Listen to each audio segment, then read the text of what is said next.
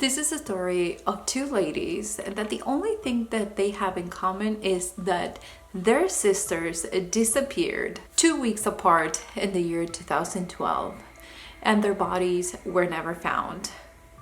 Now we fast forward 7 years and now Nick is struggling in life. After she lost her sister Casey, after she disappeared, she is kind of in this limbo where she's working this dead-end job that one of her family's friends gave her, took pity on her and gave her this job.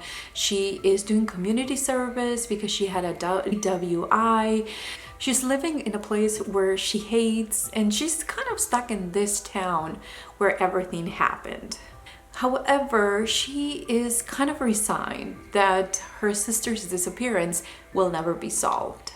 Eventually, the other sister of the girl that disappeared 2 weeks before Casey did, she shows up at Nick's work and she says that she has some new information and that she wants her help to try to investigate, see where this is going to lead them, and trying to figure out what happened to their sisters, because clearly the same person is behind what happened to them. Eventually they team up, and as they're going through some new evidence that they find, they are kind of untangling this mess of lies and a lot of deception and family secrets that they're all very interesting and they keep you engaged with the story. Now, that's as far as I'm gonna go with the synopsis. I think that's more enough information to keep you guessing or to pique your interest in this book. Now, I never suspected where this book was going. Did I have theories? Yes, I did. And I kept switching suspects around, but I just could not have predicted the ending of this book and what really happened to these girls. Also, it has quite a few twists and things and discoveries and very disturbing kind of subplots that, maybe could have been explored a little bit better. But I feel like they were interesting enough where it just kept you going with the book as we are learning the truth of what really happened. Needless to say, this was a very fast-paced, kind of edge-of-your-seat book, thriller, I would say, but it's very, very heavy on the mystery side of it, and it really doesn't involve any kind of police investigation. This is two normal people, sisters, that are grieving their losses, and they are trying to make sense of what could have happened. This is what I would consider a bingeable book. So if you are in a reading slump, if you like mysteries, if you like thrillers, if you really like when an author is able to shift the narrative to different suspects and keep you guessing until the end, I think this is the kind of book that will take you out of a reading slump, or it's just a quick read, something interesting enough that you want to come back to the book over and over again if you enjoy that theme. Now, my problem and why this book wasn't a 5-star was the ending. Because even though I'm not going to spoil it for you, I'm going to try to be as vague as I can. But there are a few things that I really don't enjoy at the end of my books. And it has to be with the people getting away with stuff. Like people that are actually doing something and getting away with it really bothers me. And it doesn't matter if it's, your villain of the story, if it's the neighbor, if it's the main character, it doesn't matter who's getting away with it.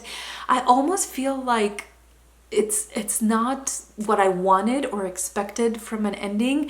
And I know it sounds super silly because in real life a lot of people get away with stuff that they never end up in jail for, or take accountability for what they've done.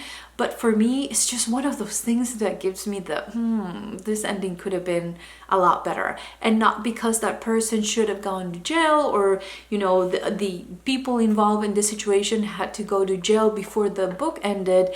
But it's almost like we're not that smart, but we still get away with things we shouldn't. And that gives me it just rubs me the wrong way at the end. You also have to suspend your disbelief in this ending because it will make no sense. This is one of those things that you would never think it's possible, even though, you know, maybe somebody out there has done it before. I just think that it's not one of those believable endings. You really have to suspend your disbelief. And also, another thing at the end that I just didn't, I mean, I was waiting for something more, was the fact that a lot of those subplots that never resolved. They never had some kind of resolution, or we were never informed what happened after this information was found out. It's almost like, you know, certain people learn about this truth and you don't know if now everyone knows that truth, or if they kept it to themselves for whatever reason and now it's a secret forever. Or, you know, it kind of, I understand why they were added to the story because it pointed to different suspects, but at the same time it's like, I don't know, I felt like even though they are not plot holes, I still think that they could have been used in a different way, and it would have made it feel a lot more believable. So let me know, are you planning to read this? Have you read her previous book?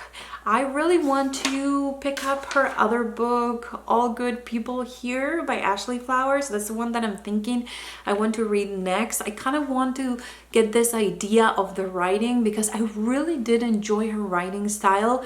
I know it's kind of controversial because she's a podcaster and not a lot of people agree that, you know, people in the show business or whatever, podcasts or whatever, shouldn't be writing books, but I liked it. So I think I just need to read her previous book and kind of get an idea if this is her writing style or this is the writing style that she chose for this particular story, which is something that happens with some authors. So definitely let me know if you're planning to read the story. Do you like those endings when you have to suspend your disbelief, or would you rather have an ending that for whatever reason makes sense in your head even though it's not the best outcome?